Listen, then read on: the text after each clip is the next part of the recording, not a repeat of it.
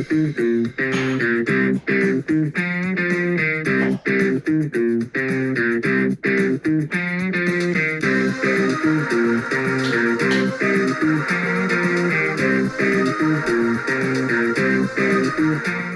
guys, welcome back to this channel. Today, I'm reviewing The Amazing Spider-Man, the very first Andrew Garfield Spider-Man movie came back in 2011. And, this is the third to last Spider-Man movie review I'm going to do. I'm going to review the Venom movies a bit later in the future because I haven't seen the first one in a while and I have to watch Venom Let There Be Carnage soon. So, not much to say, but we can get started. Starting off with what this movie's about, this movie has Peter Parker, nerdy photographer, I guess. And then one day he kind of has a little bit of a desire for this girl named Gwen Stacy, played by Emma Stone. And then and then decides to, I don't remember why he decides to go to Oscorp. And then one day he wanted to meet, the guy, he sees a photo with his dad. And then there's this little conspiracy with his parents, Richard and Mary Parker. And then he eventually finds a picture with his dad and this other guy that works at Oscorp named Dr. Curtis Connors.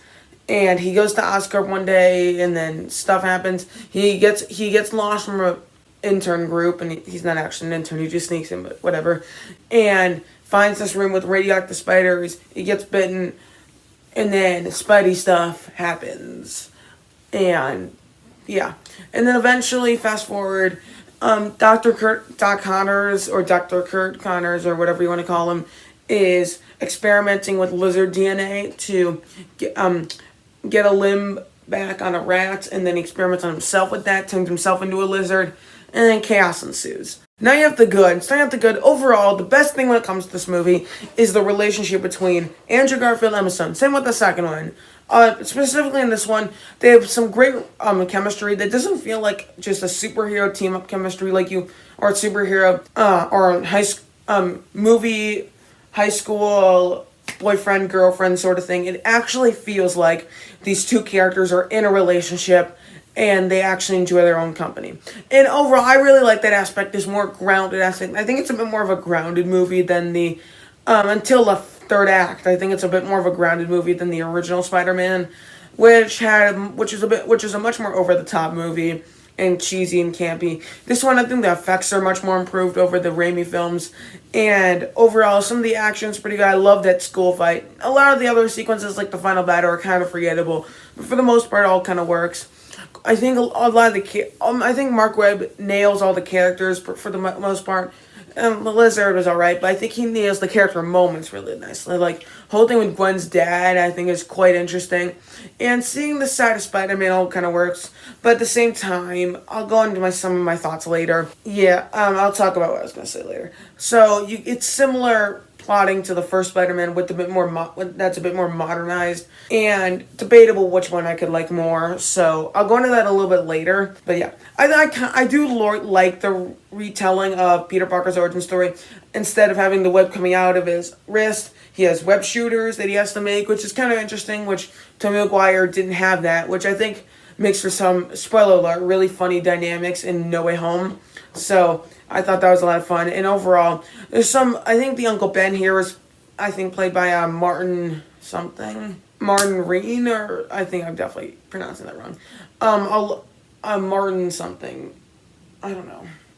Whatever, I like the Uncle Ben that they have here for the most part. Not as good as the guy that played him in the original Spider-Man, but still pretty good. Some of the recasting of characters like Aunt May, Uncle Ben, Peter, a lot of them are pretty good for the most part. And all of this kind of works. So overall, it's a good movie.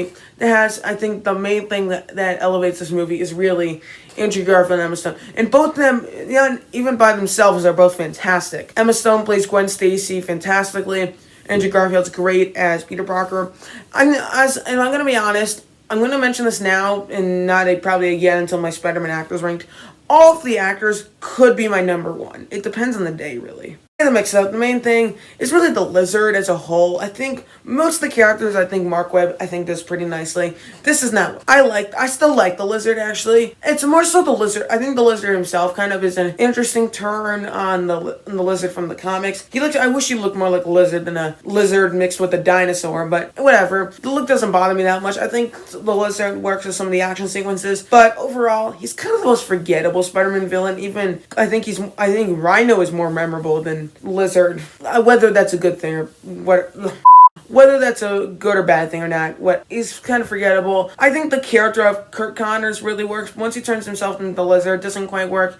And the whole plot line involving turning the city into lizards, I'm like, really? You didn't have to put that in there. I think the overall this movie could have been more grounded, kind of like the final battle of the original Spider-Man, where he just has to take out Green Goblin and stuff happens.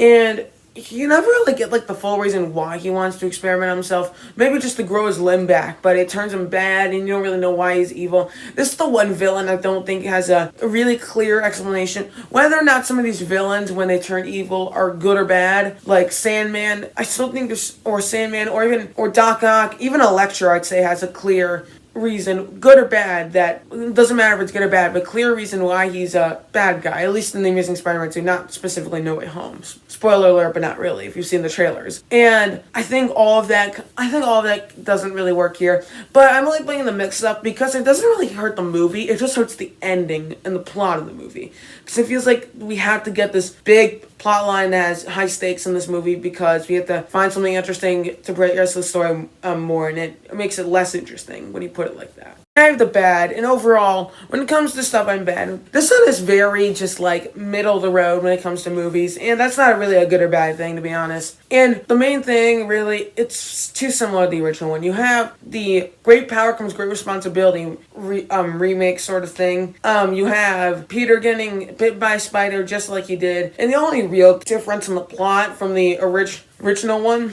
is the turning into the city into lizards things. Some of the character dynamics are shifted slightly in the second two acts, and the whole conspiracy involving Peter's parents, which is kind of interesting because it is an unexplored part of Peter Parker's life, but you didn't need to do that, and I do think it kind of hurts. It doesn't really bother me with this one. It does bother me a little bit with Amazing Spider-Man 2, but what I mean by a little bit is a lot. So really, that's kind of how I feel when I'm thinking of this movie, and especially the whole conspiracy as a whole. And I think there's some fun scenes, like some of the scenes where Peter is training as Spider-Man, and I think the suit, I think there's two different suits between this and Amazing Spider-Man 2. I think I actually prefer this suit slightly. It's got a bit more, it's more distinct than the one in Amazing Spider-Man 2, because I think the eyes are a little bit too big. But overall, so that kind of concludes my review. It's a pretty short one. Overall, I'm gonna give this movie a 7.2 out of 10. I actually do enjoy it. It's fun. It's enjoyable. But the problem here, really, I am just like, all right. I when I come out of it, I'm always like, it's good. And nothing really more than that. So that's kind of why it's getting a 7.2 at the highest, really. 7 to 7.2, I think that's what I'm good with. And this is probably the most forgettable Spider-Man movie. It's watching it in Costa Rica. In a good environment, I guess. And I just still enjoy it. It's still a fun movie, don't get me wrong. But compared to a lot of the other Spider-Man movies, I do, and same with Amazing Spider-Man 2, I don't think it quite stacks up. I'll talk about that one tomorrow, probably. And not much else to say, so tell me what you thought about Amazing Spider-Man in the comments below. Do you like Andrew Garfield and Emma Stone more than Tobey Maguire and Kristen Dunst as MJ? Let me know what you think in the comments below. So thank you guys so much for watching. Don't forget to like, share, and subscribe. And let me know if you think I should change up my posters around, add that other one in. Can't wait for that Terminator poster to come. So, yeah, I'll see you guys all next time. Adios.